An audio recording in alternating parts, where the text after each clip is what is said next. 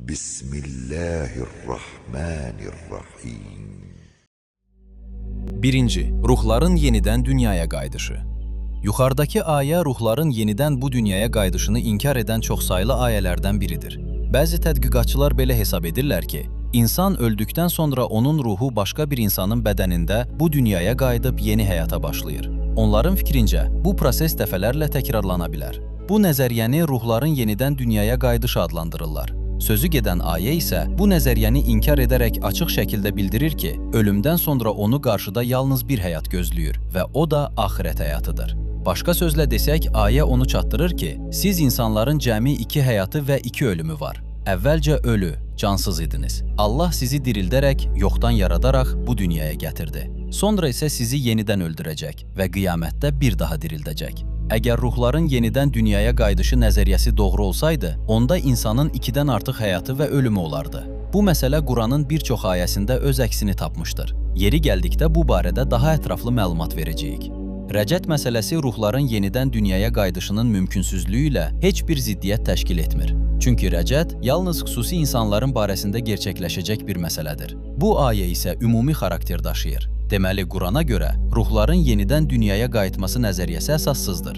Üstəlik, əqli dəlillər də bu nəzəriyyənin yanlış və onun təkamül nəzəriyyəsinin ziddini olduğunu təsdiqləyir.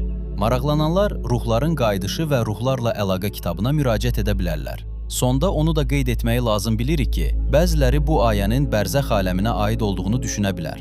Lakin ayədə buna dəlalət edəcək hər hansı bir işarə yoxdur. Ayə sadəcə olaraq deyir ki, siz əvvəlcə cansız bir varlıq idiniz. Allah sizi diriltdi, xəlq etdi, sonra sizi ömrünüz başa çatdıqda öldürəcək, daha sonra axirətdə yenidən dirildəcək və Allaha doğru təkamül prosesini davam etdirəcəksiniz. 2. 7 göy.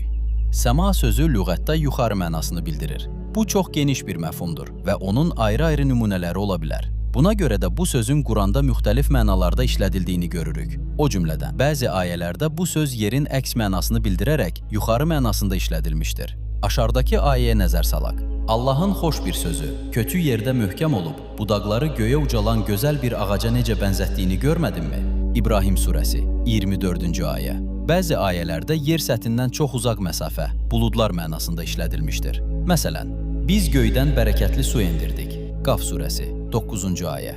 Bəzi ayələrdə yer kürəsinin ətrafındakı hava qatları mənasında işlədilmişdir. Aşağıdakı ayədə də həmin mənanı verir. Göyü mühafizə olunan bir tavan etdik. Ənbiya surəsi, 32-ci ayə. Daha öncə də qeyd etdiyimiz kimi, göy sanki başımızın üzərindən asılmış bir tavandır. Özü də elə möhkəmdir ki, yeri səmadakı asteroidlərdən qoruyur. Asteroidlər gecə-gündüz yerin cazibə qatının ətrafında dolaşır. Əgər yerin ətrafındakı hava qatları olmasaydı, biz asteroidlərin düşmə təhlükəsi ilə üz-üzə qalardıq. Lakin hava qatları həmin asteroidləri yandırıb, külə döndərməklə bu təhlükəni sovuşdurur. Bəzi ayələrdə yuxarıda olan kürələr mənasında işlədilmişdir. Aşağıdakı ayəyə nəzər salaq. Sonra o, tüstü halında olan göyü yaratdı. Fussilət surəsi, 11-ci ayə. Sözü gedən ayədəki mövzuya qayıdaraq qeyd edək ki, 7 göy barəsində təfsirçilər müxtəlif mülahizələr söyləmişlər. Aşağıda onları diqqətinizə çatdırırıq.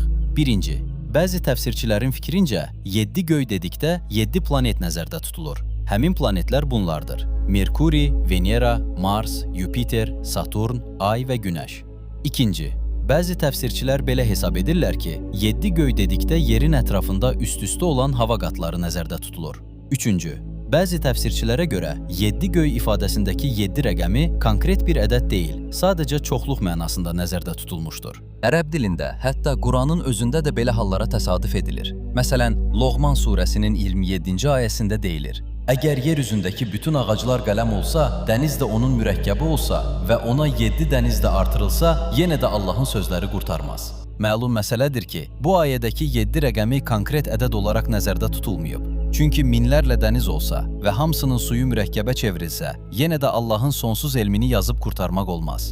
Bunu nəzərə alaraq, 7 göy deyildikdə saysız göylər və onlardakı planetlər başa düşülür. 4. Ən doğru görünən ehtimal odur ki, 7 göy ifadəsi sözün həqiqi mənasında işlədilmişdir, yəni 7 qat göyə işarə edir. Bu ifadənin Quranın bir çox ayəsində təkrar edilməsi onu göstərir ki, 7 rəqəmi çoxluq mənasında deyil, konkret ədəd olaraq nəzərdə tutulmuşdur. Lakin Quran ayələrindən belə başa düşülür ki, bizim gördüyümüz bütün ulduz və planetlər birinci göyə aiddir. Digər 6 aləm isə bizə məlum deyil və hələ ki bugünkü texnologiya üçün məchul olaraq qalır. Ümumilikdə isə bu 7 aləm 7 göyü təşkil edir. Aşağıdakı ayələr də dediyimizi təsdiqləyir. Aşağı səmanı çıraqlarla, ulduzlarla bəzədik. Fussilət surəsi 12-ci ayə. Biz yaxın, aşağı səmanı ulduzlarla bəzədik. Saffat surəsi 6-cı ayə. Bu ayələrdən belə məlum olur ki, bizim gördüyümüz ulduzlar birinci səmaya aiddir. Ondan başqa hələ 6 səmada vardır. Lakin bizim onların barəsində heç bir məlumatımız yoxdur. Gələcəkdə elm və texnologiyanın daha da inkişaf etməsi nəticəsində həmin 6 səma haqqında da yeni məlumatlar əldə olunacağı istisna edilmir.